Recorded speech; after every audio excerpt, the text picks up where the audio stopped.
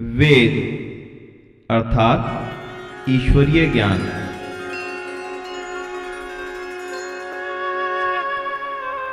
वेद इस संसार में उपलब्ध ज्ञान विज्ञान के आधार स्रोत हैं तथा जीवन के प्रत्येक पक्ष के विषय में हमें उपदेश देते हैं।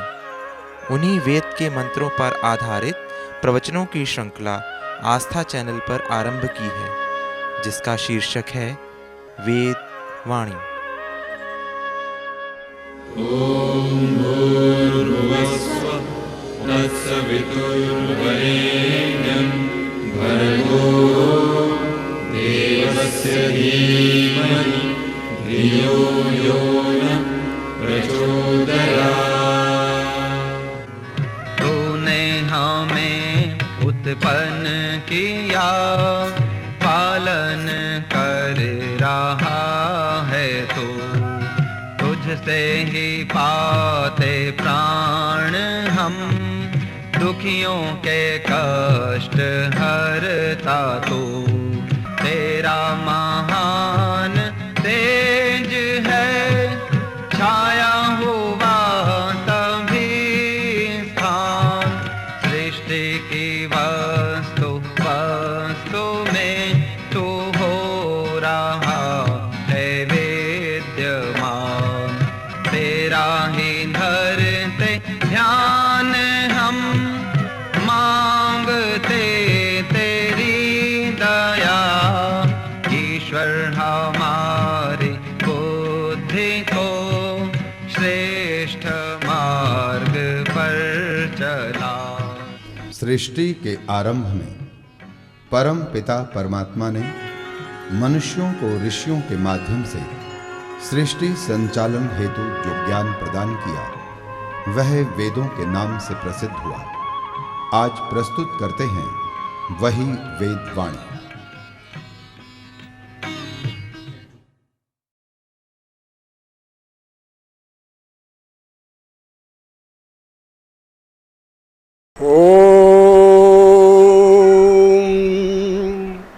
यस्य भूमि प्रमा अंतरिक्षं उतोदरं, दिवं यश्चक्रे मूर्धानं, तस्मै ज्येष्ठाय ब्रह्मणे नमः। पवित्र आत्माओं, वेद परमेश्वर की नित्य वाणी है। वेद परमेश्वर ने संपूर्ण विश्व के कल्याण के लिए दिया है।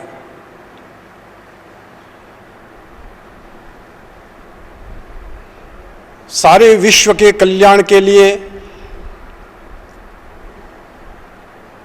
वेदों के अंदर संपूर्ण ज्ञान भरा हुआ है।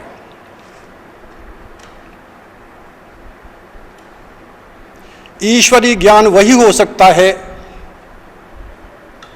जो सारे विश्व के कल्याण के लिए हो और सृष्टि क्रम के अनुकूल हो।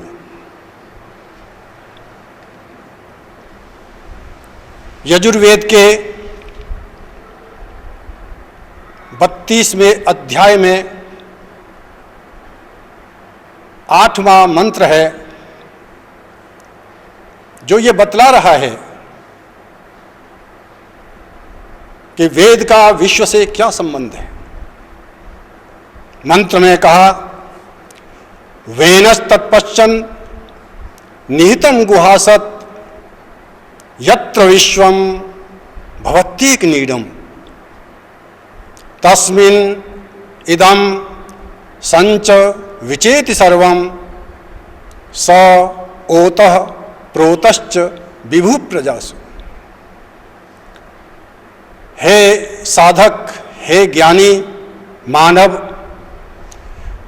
तू बुद्धि रूपी आंख से, ज्ञान रूपी नेत्र से जब इस विश्व को देखेगा तो ये सारा विश्व भवत्येक नीडम, एक घोंसले के समान दिखाई देने लगेगा।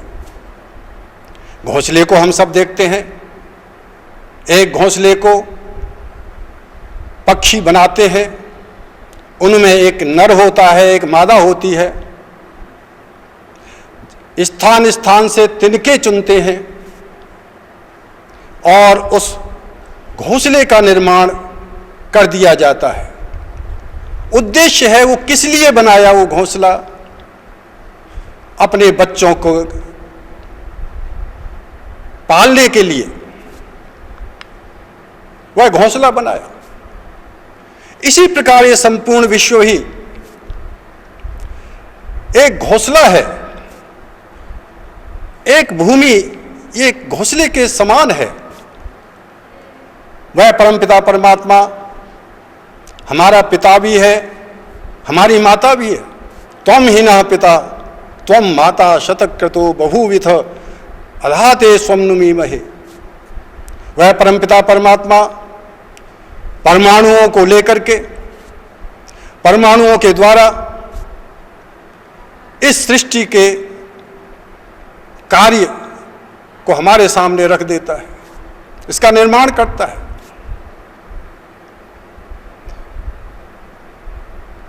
जड़ वस्तु से इस सृष्टि का निर्माण करने वाला वही परमपिता परमात्मा है।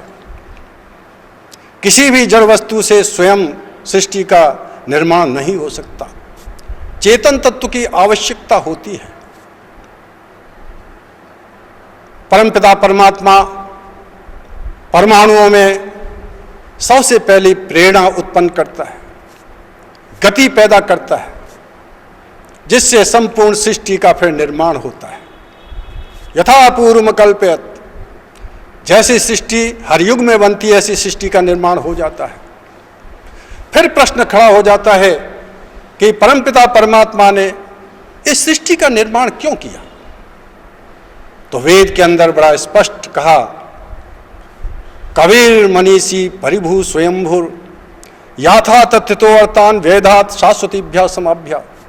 परमपिता परमात्मा ने सभी जीवात्माओं के लिए, जो जीवात्मा उसके अमृत पुत्र हैं, उन सभी जीवात्माओं के लिए सृष्टि का निर्माण किया। बड़ा स्पष्ट हो गया, परमात्मा चेतन सत्ता के रूप में विद्यमान है, वो एक है। न कि इंद्रत्वावान, वेद में कहा है इंद्र, हे परमेश्वर, तेरे जैसा कोई दूसरा संसार के अंदर नहीं है। न कि इंद्रत्वावान अन्य, कोई अन्य तेरे जैसा नहीं है। ना दिव्यो न पार्थिव, न द्युलोक में तेरे जैसा कोई दूसरा है, न पार्थिवा, न इस धरती पर तेरे जैसा कोई दूसरा है। न जातः, आज तक तेरे जैसा इस सृष्टि के अंदर कोई भी व्यक्ति पैदा नहीं हुआ है। न जनिष्यते, न तेरे जैसा कोई अन्य, तेरे जैसा कोई पैदा होगा। परमपिता परमात्मा सृष्टि के अंदर एक ही शक्ति है, उसमें पिता की भी शक्ति है, माता की भी शक्ति है। वही सृष्टि का निर्माण करता है। सारा विश्व हमारा एक परिवार, इस परिवार के अंदर हम सब रह रहे हैं। तीन चीजें अनादि हैं और नित्य हैं। परमात्मा अनादि और नित्य, वह एक है। जीवात्माएं भी अनादि हैं और नित्य हैं, ये अनेक हैं। परमात्मा चेतन, जीवात्मा चेतन, परंतु परमाणु प्रकृति ये भी अनादि और नित्य है, यह भी कभी समाप्त नहीं होती है। तीनों तत्व हमेशा रहते हैं, कभी समाप्त नहीं होते हैं। महर्षि स्वामी दयानंद जी महाराज ने वेदों के अंदर से इस दर्शन को हमारे सामने रखा कि सृष्टि तीन तत्वों से है। इसमें परमपिता परमात्मा यदि न हो तो सृष्टि की रचना कौन करे? यदि परमाणु न हो तो फिर सृष्टि की रचना अभाव से भाव की उत्पत्ति नहीं हो सकती है। जो है ही नहीं चीज, उससे पहले ही जड़ वस्तु नहीं है, तो जड़ वस्तु कैसे बन सकती है? इसलिए परमाणु भी है। और तीसरा तत्व जीवात्माएं, जिनके लिए सृष्टि का निर्माण होता है, यह भी इस सृष्टि के अंदर विद्यमान है। तीनों तत्व अनादि हैं। परमपिता परमात्मा को शास्त्रों में, वेदों में अद्वितीय कहा है। उसके जैसा कोई भी, उसकी बराबरी का कोई भी सृष्टि के अंदर अन्य नहीं है। इसलिए सारे विश्व के अंदर जितने दार्शनिक हुए, उन सब दार्शनिकों ने इन्हीं तीनों तत्वों का वर्णन किया है। किसी दार्शनिक ने ब्रह्म का वर्णन ज्यादा किया, किसी दार्शनिक ने जीवात्माओं का वर्णन ज्यादा किया, किसी दार्शनिक ने प्रकृति का वर्णन किया, परंतु चिंतन के विषय हमारे ये तीन ही रहे हैं, ईश्वर, जीव और प्रकृति। और यह यथार्थ दर्शन है। यदि हम एक ही ब्रह्म को माने और कहें कि वही है केवल संसार के अंदर चेतन सत्ता के रूप में और कोई दूसरा तत्व है ही नहीं, तो अनेक प्रश्न खड़े हो जाते हैं। पहला प्रश्न तो यही खड़ा हो जाएगा, फिर उस परमपिता परमात्मा ने यह सृष्टि की रचना किसके लिए की? इसका कोई जवाब नहीं है, क्योंकि वह तो स्वयं पूर्ण है। जब पूर्ण है तो उसको इस सृष्टि की रचना करने की क्या आवश्यकता थी? कुछ कहते हैं नहीं, ब्रह्म स्वयं अविद्या में फंस करके जीव बन जाता है। अरे भाइयों, जरा सोचो तो सही। जो ब्रह्म सर्वज्ञ है, सब कुछ जानता है, वह स्वयं अज्ञान में क्यों फंसेगा? वह अविद्या में क्यों आएगा? क्या आवश्यकता पड़ी है? प्रक्षालनाद ही पंकस्य दूरात स्पर्शनम वरम। मैं यहां से उठ करके नाली में जा करके अपने पैरों को कीचड़ में गंदा करूं और फिर मैं उसे धोऊं आकर के, तो कौन मुझे बुद्धिमान कहेगा? ब्रह्म अविद्या में फंसे, फंसने के बाद फिर उस अविद्या में निकलने का प्रयत्न करे, ये कल्पना मात्र है। फिर दूसरा प्रश्न ही खड़ा हो जाता है, संसार के अंदर यदि ब्रह्म ही ब्रह्म है, तो संसार के अंदर कर्म कौन करता है? जड़ वस्तु तो कर्म कर नहीं सकती, क्योंकि वो चेतन नहीं है। प्रकृति स्वयं स्वतंत्र कर्म कर नहीं सकती है, क्योंकि वो चेतन नहीं है। जब ब्रह्म ही ब्रह्म है, तो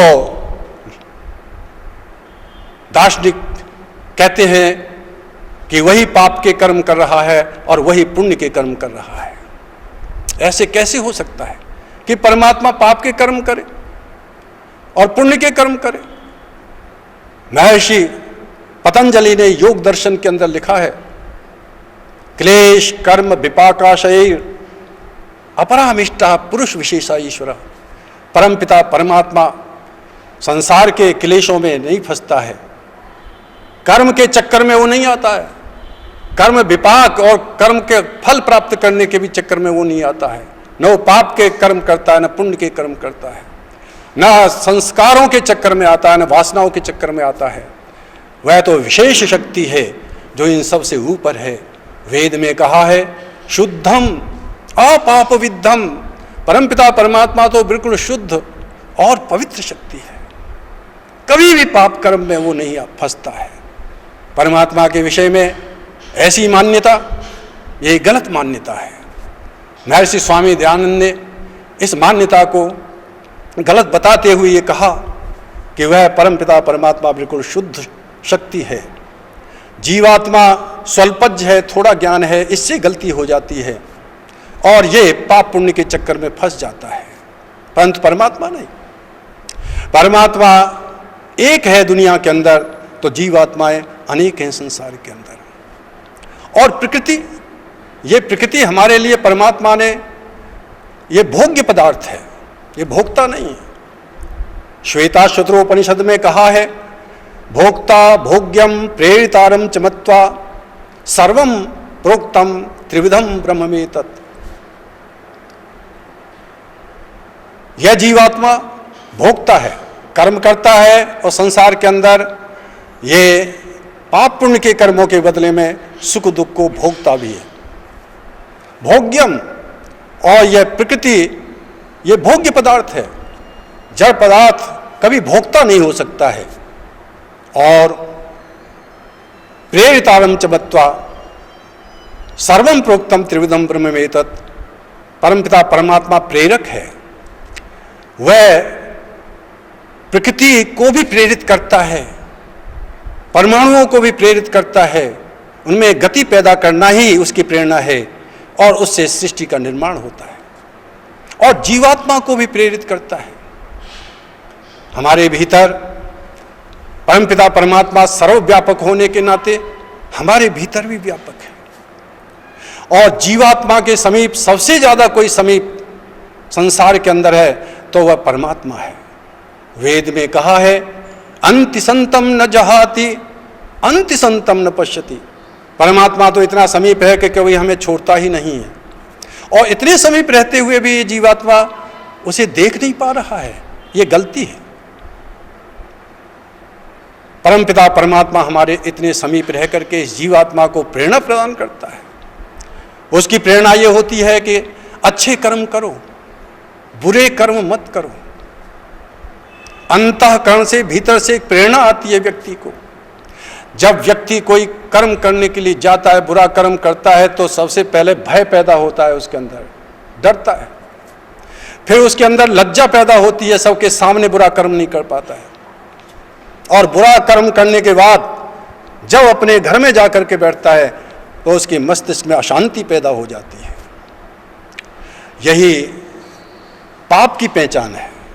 पाप कर्म वह होता है जो हमारी पवित्रता को भी दूर कर देता है। बुरा कर्म करते समय भय लगेगा, व्यक्ति लज्जित होगा और अशांति को प्राप्त करेगा। लेकिन जब पुण्य के कर्म करने के लिए जाता है, पुण्य उसे कहते हैं जो हमारी आत्मा को, मन को और बुद्धि को पवित्र करे। परमपिता परमात्मा कहता है तुम अच्छे कर्म करो। अच्छे कर्म की पहचान है, जब अच्छा कर्म करने के लिए जाते हैं तो डर नहीं होता है, उत्साह होता है। और जब करके घर में बैठते हैं तो हमारे जीवन में, हमारे मस्तिष्क में एक शांति मिलती है जीवन के अंदर। कहते हैं ये प्रेरणा कौन दे रहा है हमारे अंतःकरण से? कहते हैं परमपिता परमात्मा ये प्रेरणा दे रहा है। परंतु उसकी प्रेरणा को हम सुनते नहीं हैं, हम दुरुपयोग कर जाते हैं। संसार के अंदर वह परमपिता परमात्मा